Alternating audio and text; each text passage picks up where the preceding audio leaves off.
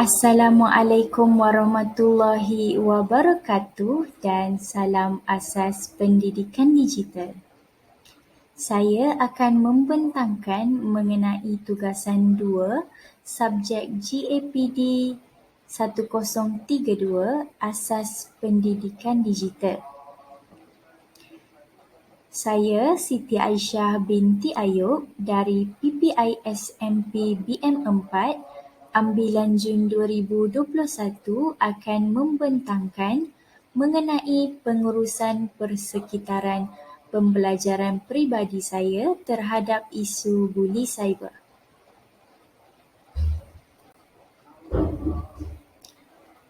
Tugasan ini disediakan untuk membina sebuah laman sesawang pengurusan persekitaran pembelajaran peribadi atau secara ringkasnya laman PLE yang mengaplikasikan pengetahuan juga kemahiran teknologi digital berdasarkan matlamat yang jelas.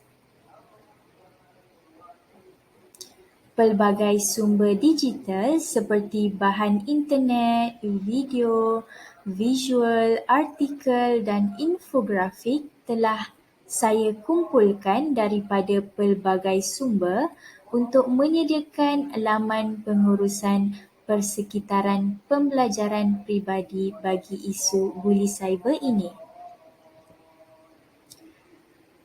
Laman sesawang pengurusan persekitaran pembelajaran peribadi ini diharapkan dapat memberi manfaat kemahiran teknologi digital kepada pengguna lain amnya.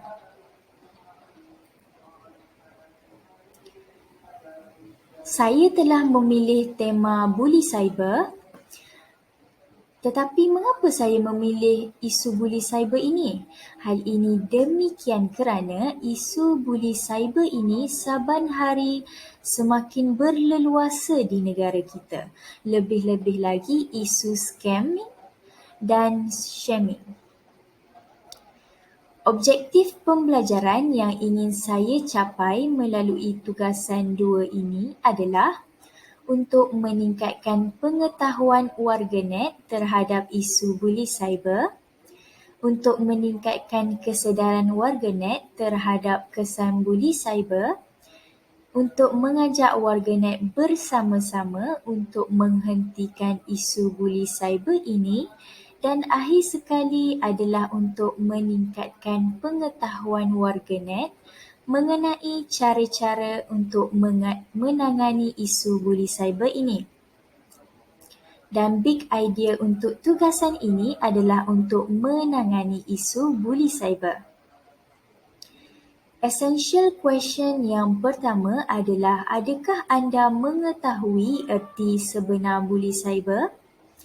Essential question yang kedua adalah bagaimanakah anda mengelakkan diri anda daripada terlibat dengan buli cyber? Dan essential question yang terakhir adalah apakah yang harus anda lakukan sekiranya menjadi mangsa buli cyber? Baiklah, berikut merupakan pelan pembelajaran yang telah saya sediakan. Tugasan ini membolehkan saya menggunakan model pembelajaran murid iaitu belajar cara belajar, perhubungan dan aspirasi serta mencapai ciri-ciri kompetensi pembelajaran bermakna iaitu 6C. Tugasan ini juga membolehkan saya mencapai ciri-ciri 3E iaitu engagement, enhancement dan extension.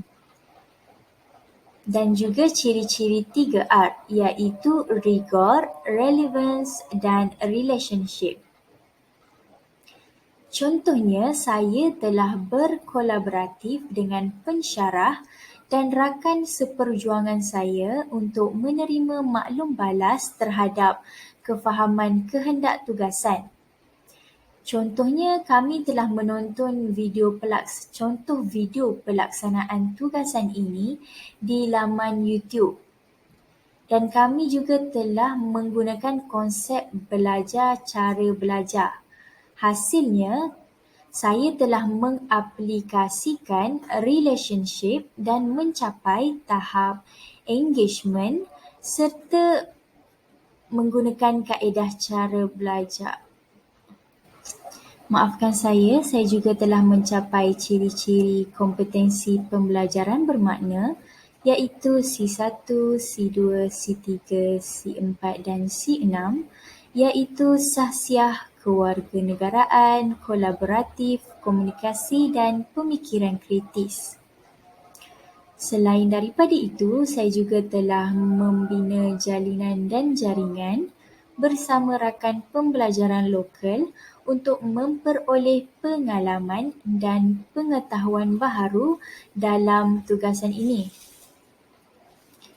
Saya telah menggunakan media sosial seperti WhatsApp dan Instagram dan menggunakan kaedah perhubungan. Hasilnya, saya telah berjaya mengaplikasikan enhancement dan mencapai tahap relationship di samping menerapkan 6 kompetensi 6C iaitu sahsiah, kewarganegaraan, kolaboratif, komunikasi, kreatif dan pemikiran kritis. Dan akhir sekali, saya telah mereka bentuk dan membina laman sesawang PLE, membuat pembentangan serta berkongsi di ruangan YouTube channel. Dan melalui aktiviti ini, saya telah menggunakan kaedah belajar cara belajar dan aspirasi dan saya telah berjaya mengaplikasikan rigor dan relevance juga mencapai tahap extension di samping menerapkan ke-6 kompetensi 6C iaitu sahsiah, kewarganegaraan, kolaboratif, komunikasi, kreatif dan pemikiran kritis. Dan sumber digital yang telah saya gunakan untuk menyiapkan aktiviti ini adalah Google Sites dan laman YouTube. Berikut merupakan aktiviti-aktiviti yang telah saya jalankan untuk melaksanakan tugasan ini. Aktiviti yang pertama adalah mengenal pasti isu dan membuat pembacaan serta membina pelan pembelajaran. Aktiviti yang kedua adalah saya telah mereka bentuk dan menyediakan kurasi laman sesawang PLE. Aktiviti yang ketiga adalah saya telah berinteraksi dengan rakan pembelajaran lokal. Aktiviti yang keempat adalah saya telah melaksanakan pembentangan dan berkongsikan di laman YouTube. Dan aktiviti yang terakhir adalah perkongsian di media sosial seperti di aplikasi WhatsApp dan Instagram.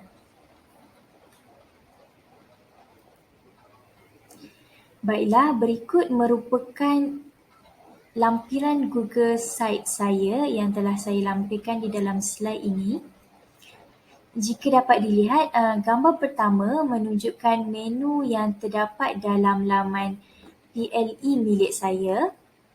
Jika anda dapat lihat, terdapat menu laman utama, laman maklumat mengenai isu buli cyber, laman jalinan dan jaringan, laman perkongsian dan maklum balas dan akhir sekali laman profil diri. Gambar kedua merupakan laman utama laman PLE saya dan saya telah sertakan 2 keping poster buli cyber yang telah saya ambil dari laman internet. Manakala gambar ketiga pula merupakan contoh maklumat yang terdapat di dalam laman PLE milik saya. Baiklah, bagi mencapai ciri 6C, C ke-6 dalam kompetensi pembelajaran bermakna iaitu kreatif, Saya telah sertakan pelbagai visual menarik, video dari laman YouTube dan poster bagi menarik minat pengunjung Google Site saya. Google Site saya menggunakan tema simple but nice kerana info atau maklumat yang dimuatkan tidaklah terlalu padat bagi memudahkan pengunjung untuk memahami isu buli cyber ini. Dan setiap bahan grafik yang saya sertakan, saya telah menyertakan rujukan di bawahnya. Contohnya, saya telah merujuk video buli cyber daripada laman YouTube. Saya juga telah menyebarkan Padlet kepada para pengunjung Google Site saya. Jadi mereka boleh memberikan komen di dalam Padlet tersebut. Di antara komen yang saya dapat adalah walaupun Google Slide ini nampak agak ringkas, namun maklumat yang diberikan sampai dan mudah untuk difahami. Saya juga telah menyediakan Google Form di bahagian akhir Google Site saya supaya pengunjung boleh mencadangkan penambahbaikan kepada Google Site saya. Baiklah, sekian sahaja daripada saya. Terima kasih. Assalamualaikum warahmatullahi wabarakatuh.